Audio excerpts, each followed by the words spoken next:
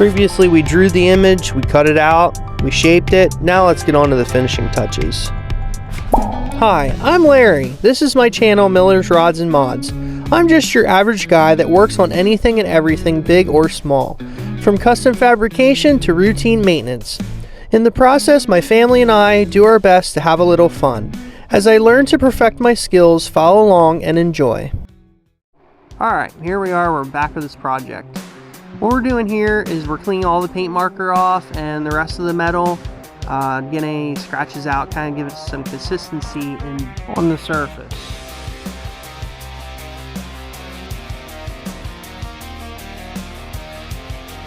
Next, my wife and I, we got some coat hangers, and we cut them up and we bent them and we put them down at the bottom, and I tack welded them while Nicole bent them up, pre-bent them for me, and made it look like roots. It turned out pretty good. Took a little bit of time, but it was well worth it in the end. Next, we took the pre-bent ring that we did in the previous episode, and we finally tack welded it to the sheet metal part of the tree. Alright, so we got the roots done, as you saw from my lovely assistant Nicole, helping me cut these and bend them. I tacked them all in place to make it look like roots. I had pre-bent this ring, and so we tacked that in place to the bottom of the sheet metal. Kind of gives it some rigidity and some strength down there. Nicole was just asking me a minute ago, how are we going to attach the top to the outer part of the ring? What we're going to do is we're going to make a gazillion leaves, and then as we branch them out and stuff, they'll start attaching themselves to this ring, and then it'll give the top just as much rigidity as the bottom part. So that's up next. We're going to make a bunch of leaves. It's very monotonous, but it's part of the process. So alright, now we're taking these pieces of scrap that we cut off earlier, like this one, the excess, and we're going to make a bunch of leaves.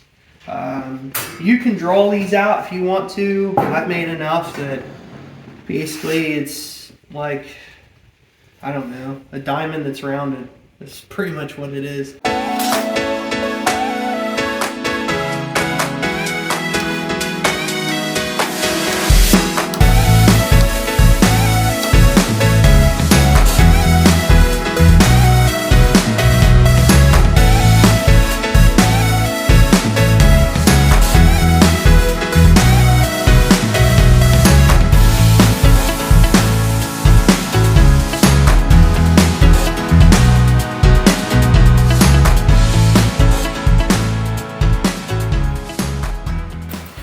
After you cut a ton of these leaves, I honestly don't know how many.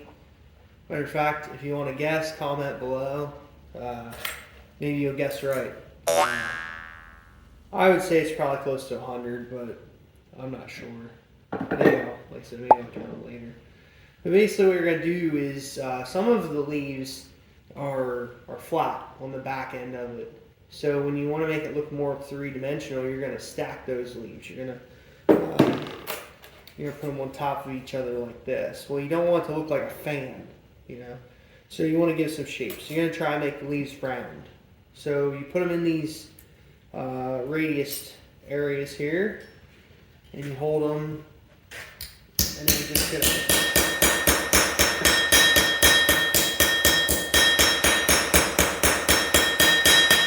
And then it gives it a rounded shape like that.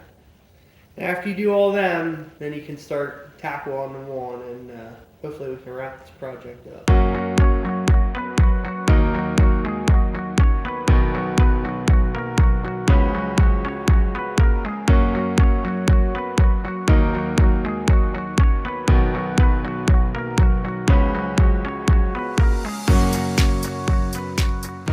So what we're doing here is we're trying to give the tree some color, instead of just being bare steel. So what I'm doing is taking a propane torch and I'm heating up, the leaves and the trunk and all that kind of stuff.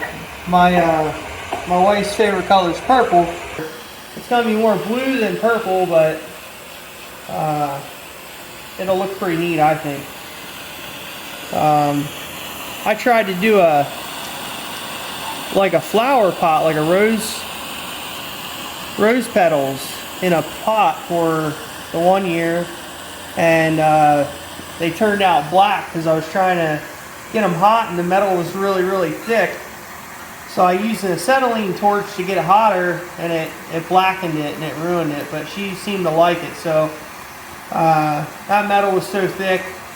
This is a lot thinner of a metal, so it's a lot easier to get it to blue.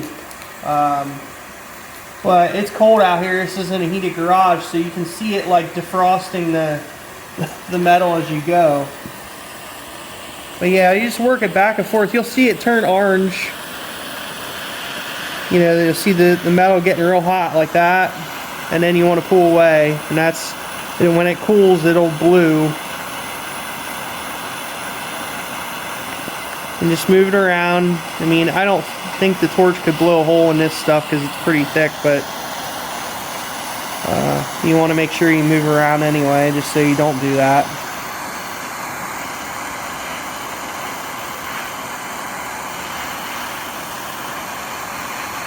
Yeah, you can see it as it heats up, it'll just start moving. You can see that on the one part of the trunk.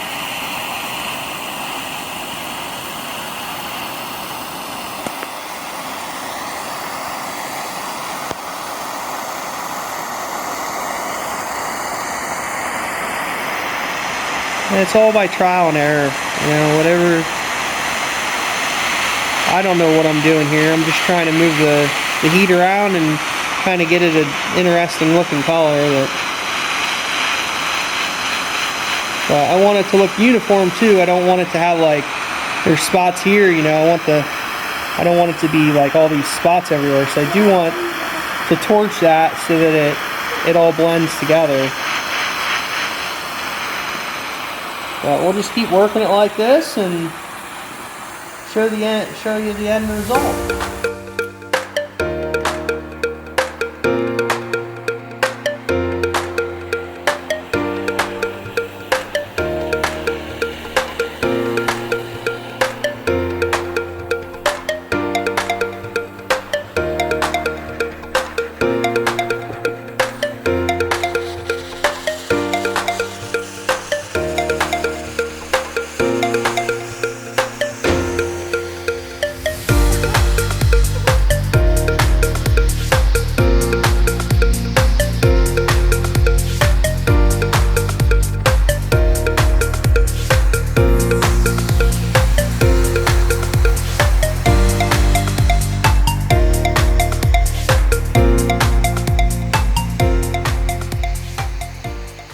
Alright, so we finally got this tree all done.